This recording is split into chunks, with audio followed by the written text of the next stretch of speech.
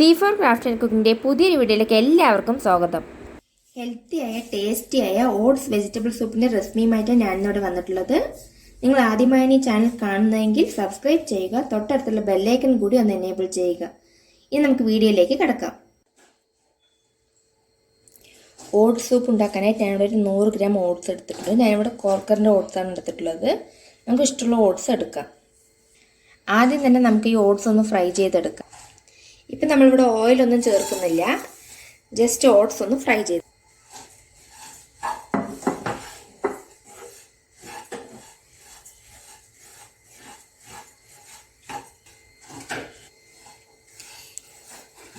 ഇങ്ങനെ നമ്മൾ ഫ്രൈ ചെയ്തിട്ട് സൂപ്പ് ഉണ്ടാക്കുമ്പോൾ അതിനൊരു പ്രത്യേക ടേസ്റ്റാണ്. ഇത് കൂടുതൽ ഫ്രൈ ചെയ്യേണ്ട ആവശ്യമൊന്നുമില്ല, ചെറുതായിട്ടൊന്ന് നിറം മാറുന്നത് വരെ ഫ്രൈ ചെയ്തെടുക്കാം. നമ്മുടെ ഓട്സ് നല്ലപോലെ ഫ്രൈ ആയി വന്നിട്ടുണ്ട്, നല്ലൊരു മണമൊക്കെ വരുന്നുണ്ട്.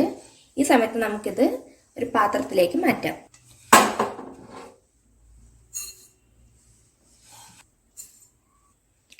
അപ്പം നമുക്ക് ഇതേ പാനിലേക്ക് 1 ടേബിൾ സ്പൂൺ വെജിറ്റബിൾ ഓയിൽ ചേർത്ത് കൊടുക്കാം.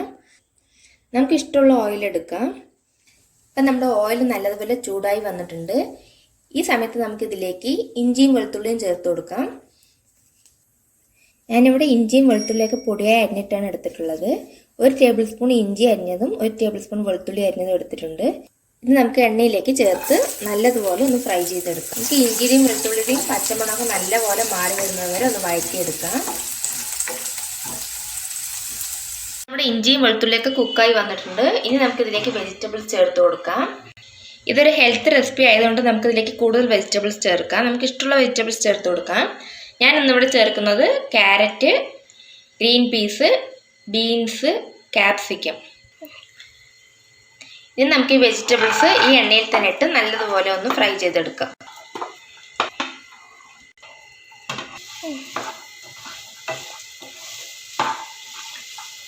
ഇതൊന്ന് നിറം മാറുന്നത് വരെ ചെറുതായിട്ടൊന്ന് ഫ്രൈ ചെയ്തെടുക്കാം.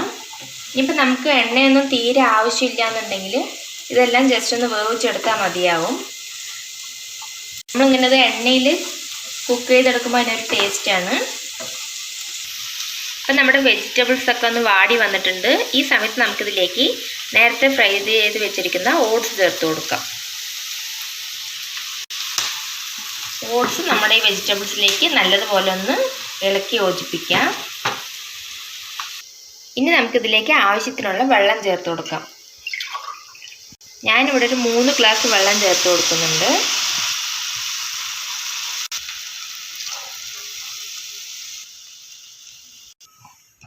ഇനി നമുക്കിതിലേക്ക് ആവശ്യത്തിനുള്ള ഉപ്പും ചേർത്ത് നല്ലതുപോലെ ഒന്ന് വേവിച്ചെടുക്കാം. അപ്പം ഞാനതൊരു 3 മിനിറ്റ് നേരം കുക്ക് ചെയ്തെടുത്തിട്ടുണ്ട്.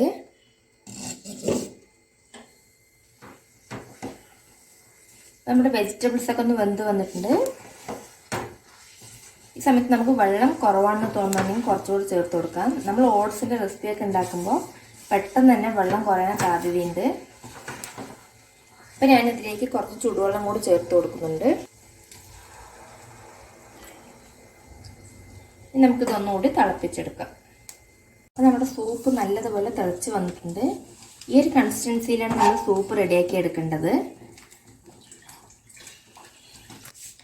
ഈ സമയത്ത് ഞാനതിലേക്ക് ഒരു ചെറിയ ഫ്ലേവറിന് വേണ്ടിയിട്ട് 1 ടീസ്പൂൺ ചെറുനാരങ്ങ നീര് ചേർത്ത് കൊടുക്കുന്നുണ്ട്. ഇത് വല്ലാതെ കൂടിപ്പോയാൽ നമ്മുടെ സൂപ്പിൻ്റെ ടേസ്റ്റ് തന്നെ മാറിപ്പോവും. പിന്നെ നമുക്കിതിലേക്ക് പൊടിയായി അരിഞ്ഞെടുത്ത കുറച്ച് മല്ലിയില ചേർത്ത് കൊടുക്കാം. പിന്നെ ഞാനിതിലേക്ക് ഒരു 1/4 ടീസ്പൂൺ കുരുമുളക് പൊടി കൂടി ചേർത്ത് കൊടുക്കുന്നുണ്ട്.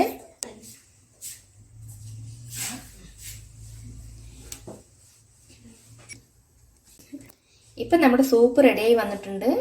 ഇത് വളരെ പെട്ടെന്ന് തയ്യാറാക്കി എടുക്കാം. ഇന്ന് വെജിറ്റബിൾസ് ഒക്കെ ചേർത്തത് കൊണ്ട് വളരെ ഹെൽത്തി ആയൊരു സൂപ്പാണ്. ഇനി നമുക്കിത് ചൂടോടുകൂടി സെർവ് ചെയ്യാം.